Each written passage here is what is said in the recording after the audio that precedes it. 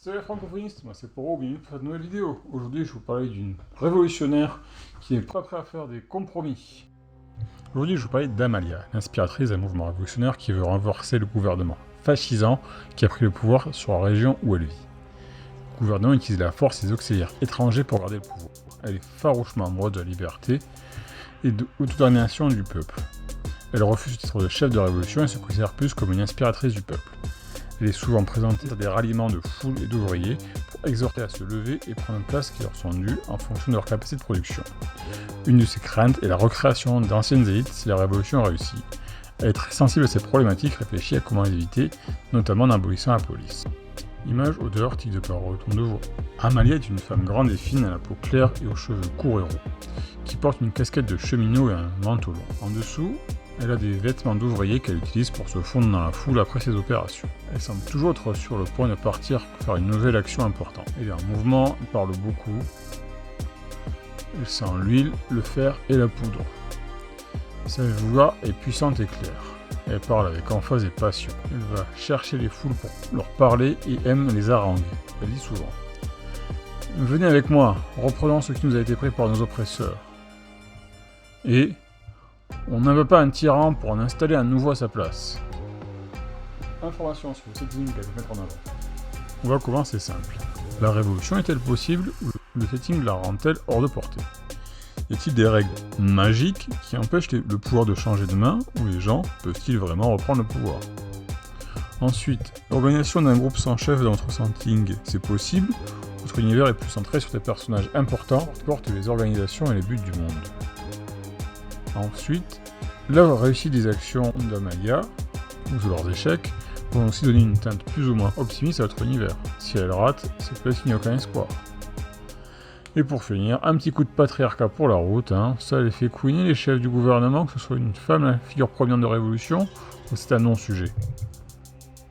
Accroche le scénario. Quel scénario ce personnage et le rapport à vos PJ, le vrai centre de votre histoire, je vous rappelle, peuvent-ils amener dans vos campagnes?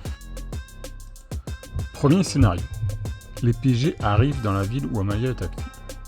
Après une action de la Révolution, la police est sur les dents et les arrête tout le monde. Les personnages sont mis en prison pour un interrogatoire. Peu de temps après, la prison est attaquée par les révolutionnaires. Les PJ peuvent choisir soit de s'enfuir, soit de rester pour se faire bien voir du gouvernement. Dans quel sens va s'orienter leur choix? Deuxième scénario. La Révolution est prête à payer les joueurs pour une action coup de poing sur un dépôt de munitions du gouvernement. Les joueurs vont devoir rentrer de nuit dans le dépôt et s'infiltrer pour tout faire péter pour la Révolution. Troisième scénario. Les révolutionnaires vont essayer d'attaquer le plus important quartier général, les gardes du gouvernement. Les révolutionnaires vont les contacter juste avant l'attaque. Les joueurs vont-ils aider la Révolution ou jouer les agents doubles pour l'État? Bien entendu, l'État aura largement les moyens de mieux les récompenser, mais leur conscience leur pardonnera-t-elle de se mettre du côté des oppresseurs? Réinterprétation du personnage dans un univers différent. Comment utiliser Amalia hors du steampunk? En SF, ça va pas vraiment changer beaucoup. On peut faire un truc à la Red Planet, une planète usine qui se rebelle et c'est parti, quoi. Cyberpunk, bon là c'est clairement le même genre, mais c'est pareil direct, quoi. En moderne, je sais pas comment on pourrait utiliser une rebelle qui va se débarrasser d'un système corrompu qui concentre le pouvoir et utilise des chiens de garde pour se perpétuer. Alors là vraiment, je sèche. Dans les années 20, les révoltes ouvrières et la montée du fascisme, vraiment, c'est pas le bon endroit je pense pour la mettre. Je vois pas comment on pourrait faire. En western, oula, je sais pas moi, peut-être essayer de libérer des esclaves dans le sud. On va rester là, ça pourrait suffire, non? En post-apo, elle veut détruire l'autorité d'un tyran local qui utilise son armée privée pour garder le pouvoir.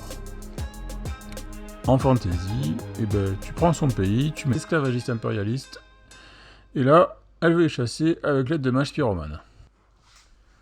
Voilà, c'est tout pour Amalia et son histoire, j'espère que la vidéo vous a plu. N'hésitez pas à me le dire en commentaire si c'est le cas, ou à me lâcher un petit pouce, ça fait toujours plaisir.